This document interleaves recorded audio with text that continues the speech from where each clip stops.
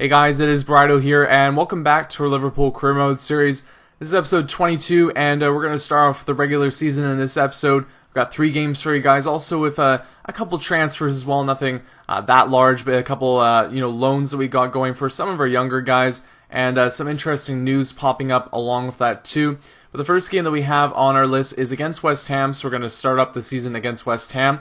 An interesting matchup for us, obviously. We had a little bit of a rivalry with them last season because of the fact that, obviously Andy Carroll was playing for them on loan. We had that really interesting game in the League Cup. We had that 4-2 win with Andy Carroll scoring a couple goals. We were able to come out in that one, and then we pretty much did a pretty good job against them in the season, the 2 games that we did have against them. So overall, I was pretty excited for this game, and I felt pretty confident going into it.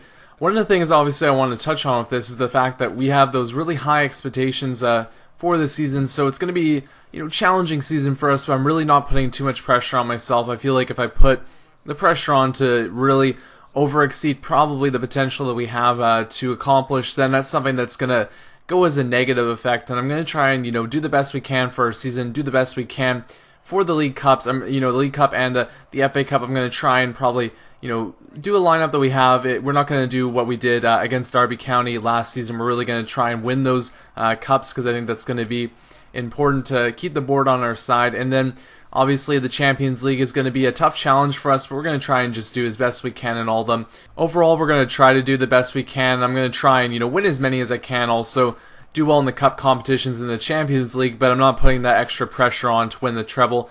Because that'd be, pretty insane if we're able to pull that off. I almost don't want that to happen this early in this career, because I think that is an amazing feat that if any team can pull that off, that, for us, I'd really like to maybe, but, closer to FIFA 14, closer like in Season 7 or 8, that could be a goal for us. But right now, I'm still in that building process of the team, and the goal for this season is really not to get fired by Liverpool. We want to stay in our job, and we're going to do the best we can to keep our position as the manager of this team. You can see in the first half there, almost the perfect start for Lars Bender as he gets the first goal of the game for us, and it was a great goal from him too. Both him and Raquel have a really nice shot, which I'm really happy that we have on our side now. Not saying that, we didn't have great shots last season, but it's really a nice feeling when you can kind of turn to these players and they're able to put these balls away in the net. You can see Merkel getting his first goal of the game and first goal of the season as well. So both breaking their ducks quite early, no pressure on them, and really leading the team in this game. We had a great game too. Really we're limiting West Ham to their opportunities. We brought in Steven Gerrard there. And, a couple of guys were a little bit worried about Steven Gerrard regarding his role for the future of Liverpool, and I'm going to keep him around till he retires.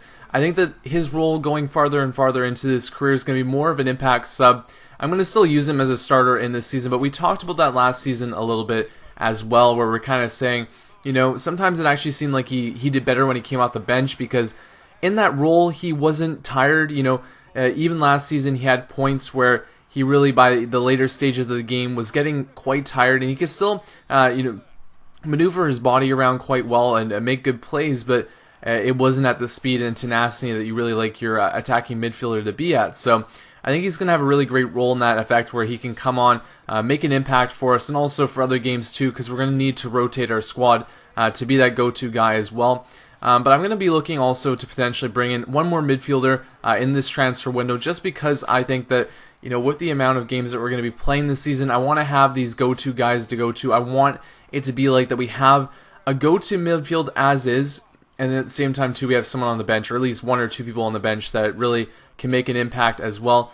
Joe Allen is a great player. I've really enjoyed having him, and I want him to get as much game time as possible. Then obviously as well, you have Gerrard, you have Bender, you have Merkel. And then we move on to players like Lucas Leiva, who I think is a great player as well, but he doesn't have that offensive flair as the rest of the players do. He is a good holding midfielder, but he is more of a player that if we're going to bring on someone from the bench, he's not as much of the guy that I want to turn to, unless we're really holding on to a lead. Then we have John Joe Shelby, and we sold Henderson just because of the fact that we're kind of bringing in these better, newer players.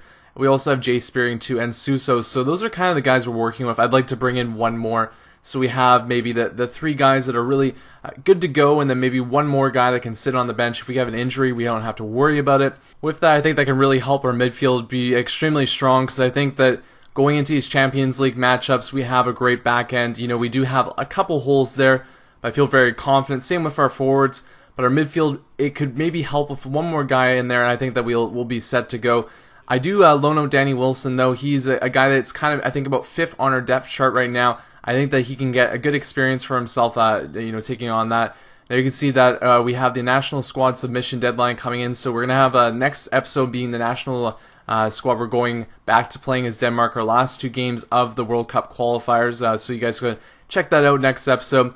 We're going to start up our next game here against Liverpool. One more note too that you guys might have saw there is that Van Persie is actually asking for a transfer from Manchester United, and this is a legitimate one. It's not him saying it and then they're keeping him. He's actually going to be moving away from Manchester United, which is kind of an interesting thing, and I'm excited to see where he's going to go because, hopefully it'll be outside the Premier League. That'll be one less player that's, an all-star that we have to deal with. So stay tuned for that after this game. But heading into this game as well, I just wanted to talk a little bit about our international squad. I know you guys are obviously very involved with this series because it's a Liverpool series, but the other side of the series, the smaller side of the series, is that we also have our international duties as well. And we're going to have 2 games coming up in that, and it's going to be one against Czech Republic, and then the last one of the World Cup qualifiers will be against the Netherlands. In our position right now, we need to win our game against Czech Republic and win our game against Netherlands, and also hope that they get a draw or worse in their second game, that being Czech Republic. So our chances are quite slim. Our goals for our team were to qualify for the World Cup. So with that said, I don't think we might get fired. We could potentially get fired, but I think that we're safe as is right now. But I wanted to get your guys' opinions regarding this. I kind of feel like I want to resign if we don't get into the World Cup. I think that we might be able to get a better job.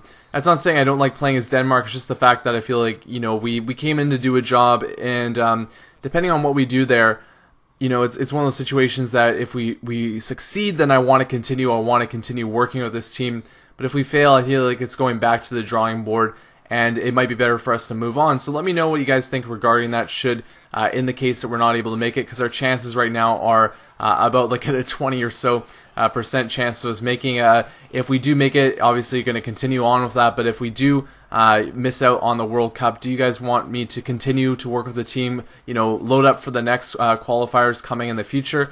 Or should we just go back to the drawing board and see if we could potentially get a different international management job?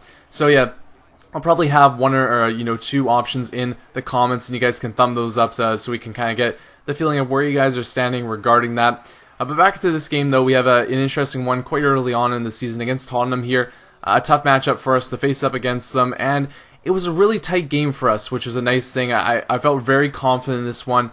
And it was a nice feeling because I think a lot of times when we played games last season against the top sides, we had games overall where we were outplayed and we were able to hold on, and we were outplayed and we were just, we lost quite bad. So it was nice that we had a game like this, that it was a very even game. Even though we only got the draw, I still felt very confident. You can see the possession was in our favor and the shots were pretty much even as well. So it was a good game for us. I was happy with the result, even though it wasn't a win. I was going for the win, but it was one of those games that just kind of really didn't go in our favor, and I just took it as a loss for that. So you can see here, though, that Manchester United do cash in on Van Persie, £14 million going their way. In return, Real Madrid is getting Van Persie, so another striker for them, another option for them up front, and that leaves Manchester United without a great player and not that much money in return. So a little bit of a loss for them, and it'll be interesting to see how they bounce back and how they handle that going into the rest of the season.